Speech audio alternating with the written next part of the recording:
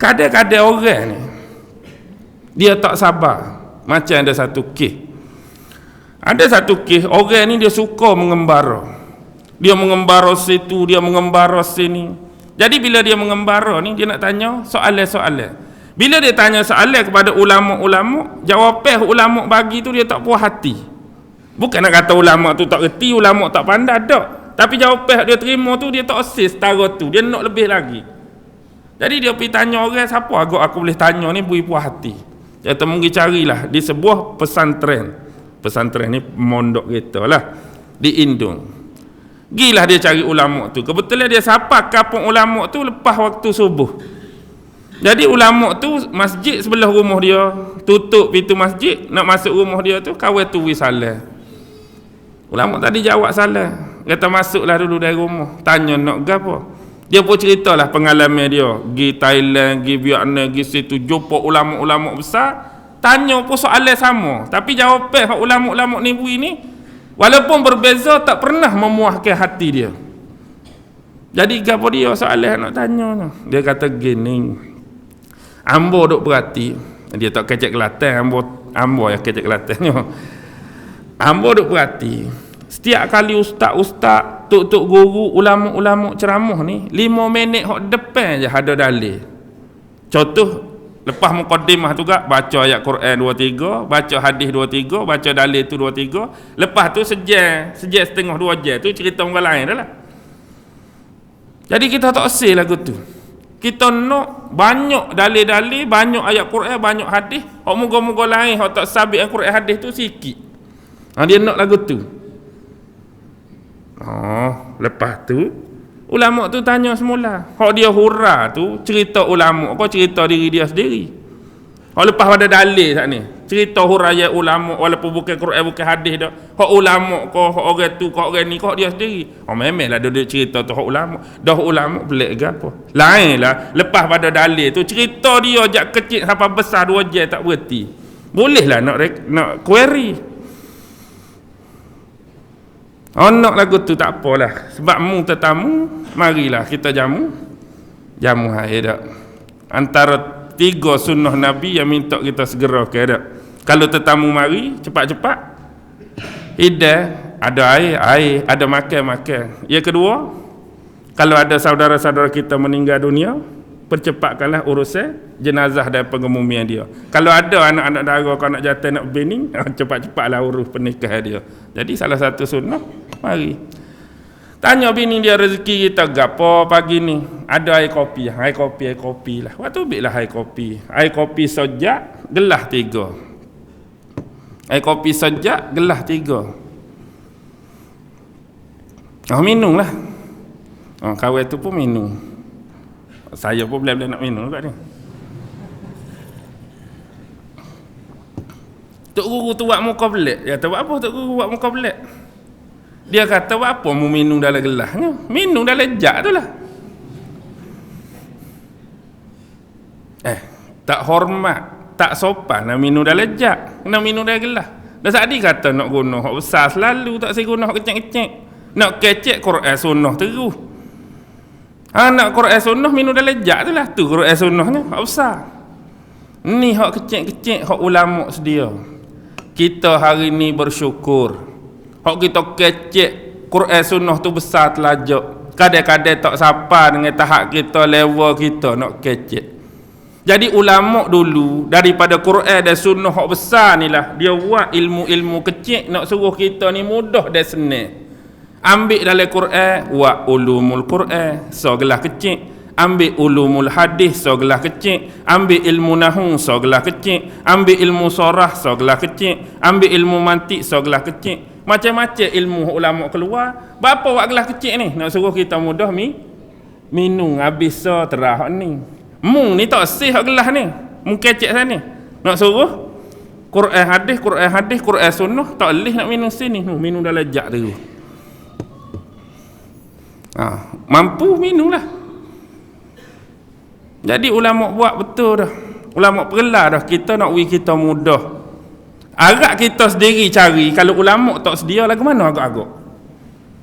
Nahwu tak ada, sorah tak ada, gapo tak ada, cari sendiri dalam Quran sunnah. Payah kau senang. Payah. Tak jumpa bocor, tak tahu mana. Ni kata berkatnya ulama-ulama dulu. Dan ulama-ulama dulu ni berkat sungguh-sungguh. Senipih-nipih kitab, siapa sebesar-besar kitab, kita guna, kita pakai, jaya hari ni. Ambil tengok hak mudah je, tak payah hak Arab lah, hak Jawi, hak Rumi, Maniyatul Musalli. Gilah masjid mana, surah mana, balsah mana, ada ke tak kitab ni? Ada, nipih je. Tapi nak sebab ulama dulu niat ikhlas sungguh nulis berkat, itulah dia. Kitab dia masih diguna pakai, walaupun mungkin tuan dia kita tak kenal. Kadang-kadang mau ngaji ke apa bab sembahyang, mau mana ngaji Maniyatul Musalli, boleh sebut kitab. Tuan dia siapa tuan dia? Tuan dia aku tak tahulah. Ada juga orang gitu, tuan kitab dia tak tahu, nama kitab dia tahu. Kitab ke apa? Fathul Bari. Siapa ulama dia? Siapa tuan dia? Aku tak tahu. Dia nak bangga kau orang, nak tunjuk kau orang, tapi orang tanya nama pun tak lepas dah. Tengok berbeza dengan kita hari ni. Kita hari ni buat kitab juga tak? Buat buku, buat gotu, buat goni. Orang dulu dia nak tusuk identiti dia, kadang-kadang dia guna Ibnu je depan. Banyak Ibnu ke? Ibnu Gotu, Ibnu Goni. Kadang-kadang dia soho dengan nama Ibnu tu. Nama sebenar dia pun kita tak tahu. Contoh nama dia Ibnu sekian-sekian. Aku kenal kitab tu, aku kenal Ibnu tu. Tapi nama dia sebenar? Tak tahu. Tak tahu nama sebenar. Tapi masyhur dia, berkat dia. Kita hari ni kalau suruh guna Ibnu nak ke tak? Buat buku pertama, Sejarah Tamadun Islam. Penerbit kata tak usah guna nama sebenar lah, guna nama Ibnu. Ibnu ke apa? Ibnu Kampung Laut, contoh. Anak Kampung Laut. Agak-agak nak guna kau berasa nak guna nama sebenar juga. Nak mana?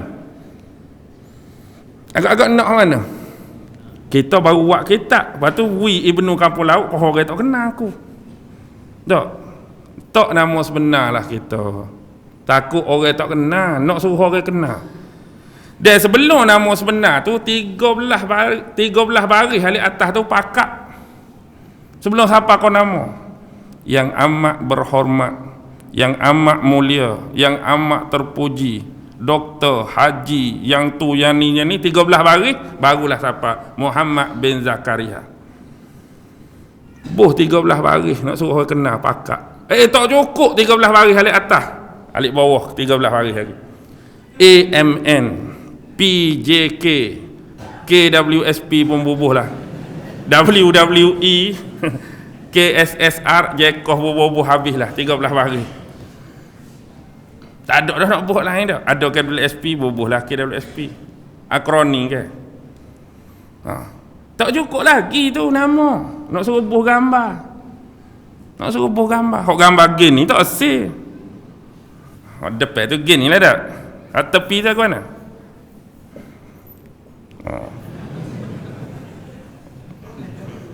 Gaya tak?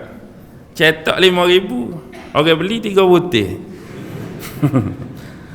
Itulah buku kita hari ni.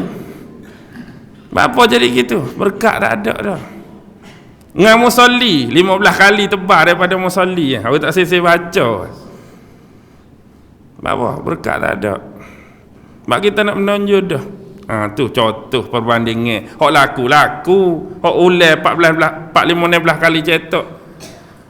Sekali cetak habis, 4-5-16 kali cetak pun ada. Cuma nak rayaknya. Perbezaan ulama dulu dengan ilmu yang kita dah ni. Okey. Seterusnya ayat ke-8 nak habis ni. Selain daripada obat, dia kena ada belakang obat. Hak nak cocok obat tu apa dia? Spring tu kan? Dia kena ada spring. Sebelum nak buah obat tu kena tarik spring dia. Spring tu lah nak tolak obat comel sosok pak. Kalau spring tu penuh jadi kan agak-agak. Spring nolak obat tu penuh jadi kan agak-agak. Tak jadi selalu. Ilmu banyak mana? MA ada. PhD 13 PhD ada. Tapi spring tak ada. Bila spring tak ada jadi dari mana? Tak boleh nak guna, tak boleh nak tolak. Ada orang yang sifat dia memang dia ngaji pandai, tapi bila tahap dia nak urak kat orang, nak ui orang faham, dia tak boleh. Dia ada orang yang tak boleh kecek. Bukan dia tu bisu, maksud tak boleh kecek. Dia tak reti nak duduk depan orang jadi guguk kau guano, gemuruh kau guano, bukan bidang dia. Tapi kalau tanya secara non formal, kedai kopi contoh lagu mana ilmu ni gini. Kalau ilmu ni sedap dia kecek 14 jam dia boleh hurah. Tak spekar je depan kodi selalu. Formal ya, jadi formal ya, jadi kodi. Padahal saat ni dia boleh kecek duduk meja kedai kopi 14 jam dia boleh hurah. Hak tak formalnya. Tapi bila jadi formal, orang kelih, orang rakan bubuh spekar kodi selalu. Ada orang lagu ni. Ada orang bila dia kecek orang boleh faham. Ada orang bila dia kecek orang tak faham. Ada orang bila dia kecek bukan orang yang tak faham, dia sendiri pun tak faham dia kecek. Mu faham ke tak faham? Aku diri aku tak faham, aku royak. Contoh. Dan ada orang dengar pula. Tu orang hak beroyak. Orang hak dengar bila dia balik, dia royak kat orang boleh faham. Ada juga dia royak kat orang hak dia royak tu faham, dia sendiri tak faham. Ada ke tak gitu? Contoh gini, dia dengar tu ustaz royak gini-gini saat ni. Lepas tu orang hak dia royak tu silap tu ustaz royak tu betul dah. Hak ustaz nak royak betulnya lagu ni mungkin faham lagu lain. Jadi bila dia royak kat orang hak dia royak tu boleh faham. Dia sendiri tu duk main silap faham lagi hak ustaz royak. Jadi orang lain boleh faham dulu pada hak dia beroyak. Ada orang tu dia faham tapi dia tak reti nak royak, betul ke tak? Dia faham, saya faham sebenar tapi saya nak royak tu tak reti. Betul ada orang gini, bukan dia tak faham, memang dia faham tapi dia nak beroyak kat orang hak dia faham tu tak sapa, tak pandai nak kecek, nak royak, nak unyapa dia faham. Ada juga lagu tu. Itulah orang-orang.